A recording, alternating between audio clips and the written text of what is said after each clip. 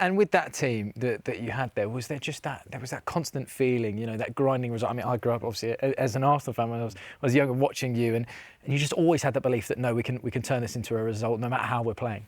That was down to the gaffer, the boss, Alex, and obviously I got very fortunate to have Roy Keane, and that was just the mentality of the team. And I wish if I could go back in time, we could show people the way we trained. It was like that, exactly like that. Yeah. A game, match tempo, tackles flying in, and then something changes before the week we play Liverpool or City or Arsenal. The gaffer had to stop training at times because it was getting so crazy. Players were jumping in for tackles, and the tempo in training was unbelievable. And that's what you see, the evidence in the game. Yeah. You never had the mentality of giving up and always winning. Well, that is the type of insight that, as a fan, I love to hear. And Paul, you've got loads of new insight that we haven't heard so much. In your brand new book, Tackling the Game, what can you tell us? Well, I can tell you that it's just about everything that really happened. It's a lot, you know, there's a few little bits I've said in there, but maybe I hadn't said before, maybe not brave enough to say it. Yeah. But it gets to a point, you hit a certain point in life, you get older, and you think, well, you might as well just say it. So I come out and said it. The book's, virtually I started it, must have been about maybe 2016, when I was working with Wayne Barton, the author of the book, who's helped me, who wrote the book for me.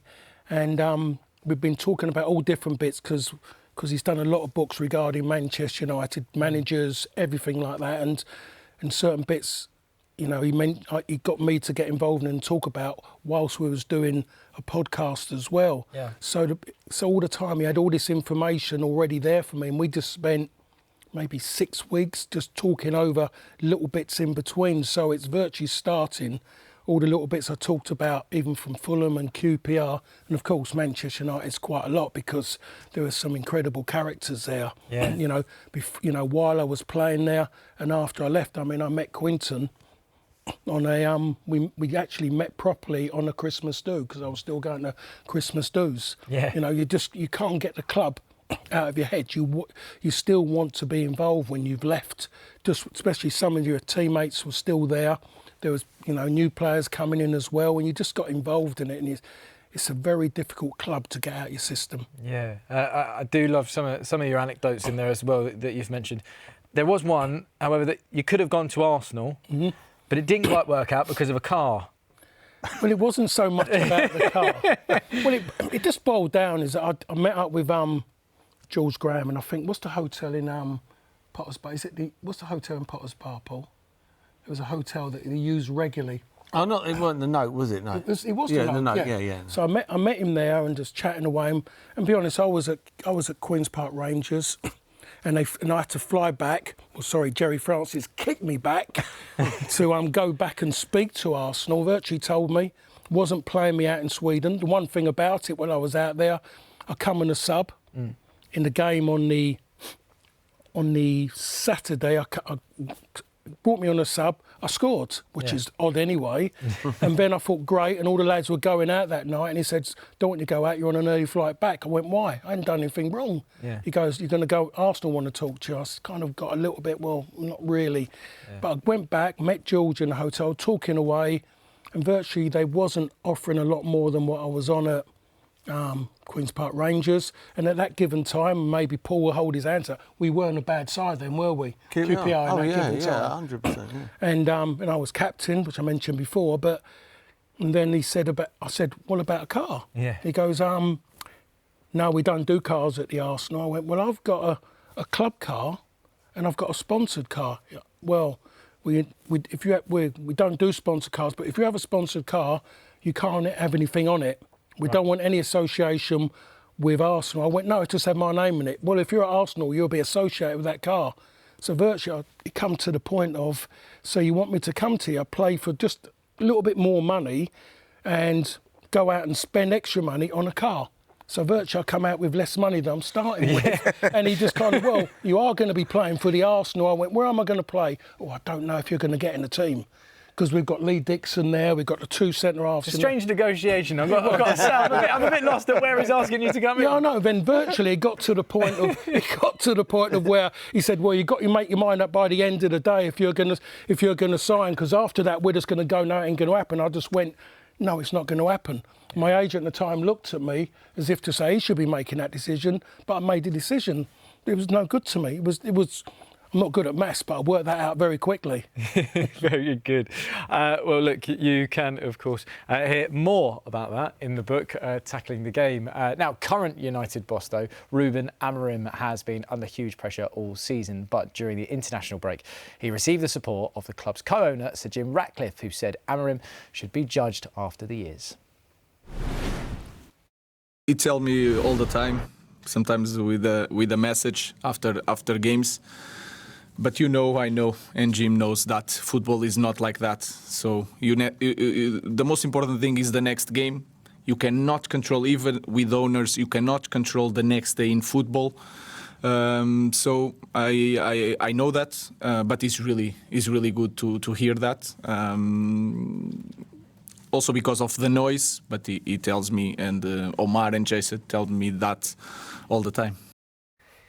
So, I mean, there you have it. He's got the support of Sir Jim Ratcliffe, but I mean, are we back into a situation, Paul, where it's like one game from a crisis?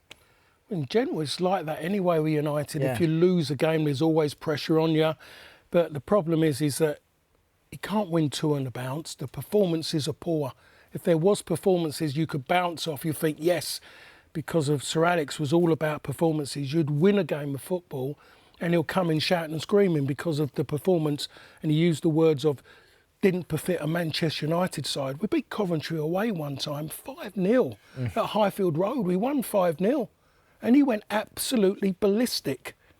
Why are you taking your boots off for? It was all Christ almighty, he had completely lost it, and we won 5-0 at Highfield Road, and it was performances going into next games. And I look at this United, and they can't get wins, but they can't get consistent performances. And if you're going to be a side competing to win leagues, you have to have good performance to lift, for you to feel good in yourself that you've done well, but for the team to feel comfortable, and for the people on the terraces as well to kind of really have something to chew on. Absolutely. Paul, were you surprised at Sir Jim Ratcliffe coming out saying it's 3 years I'll back him? I tried to deliver it with a straight face to you there, I think Paul. that said it. Yeah, I was shocked. I don't think you could say 3 years. I think this has got to be sorted out. This is Manchester United. I never played for Man United, but from a distance, still one of the biggest clubs in the world, up there with Real Madrid. There can't be also runs. They're also runs. If they finish in the top half this season, we'll all be going, wow. I mean, that can't be right. It can't be right. Something's going to stop. I know, the manager's got to be flexible. He's playing 3-5-2. It isn't working. Good managers change. They change. You look at Thomas Frank at Tottenham, changing it, week in, when they're where they are because of him, because he keeps on changing the way they play. He changes it during the game. I think he's got to pull it in. He's probably shocked. Amorim, he probably went, what, 3 years? I've got three more years of this. So, yeah, I hope he gets it right for him. I do like the manager. I do like him. But at the moment, it's a real up. I can't see him getting anything this weekend, I think. We're going about Liverpool lost 3 games on the trot. They were all away. They weren't at home. Different team at home. Yeah. Quinton, when you look at Man United now, do you recognise the same team that you were a part of? Absolutely nothing. There's nothing you can compare to the intensity, the mentality, the work ethic. Everything is just different. Obviously, with a new manager, you have to respect that, and the personnel they've brought in, the players. It's the standards, and Paul will tell you, the standards that Alex set for so many years. As soon as he left, that was gone, and that's the thing I wish they would have kept. That the culture that they left, that they created, took so long to create. To keep that, but of course he needs Alex to be there. But look, we need to back Amorim is doing his best, and as Paul mentioned there, he's got whatever system he wants to play, just win. Try and get a winning system, whether it's whatever system you play. If it's 3-4-3, if it was working, he was winning. It's a different story. But if it's not working, you've got to try and find the way that fits the team. that he's got, the players that he's got, and then find a way to win. And that's all the people want. Of course, there's a standard of how you win games, but at the beginning, just trying to win games.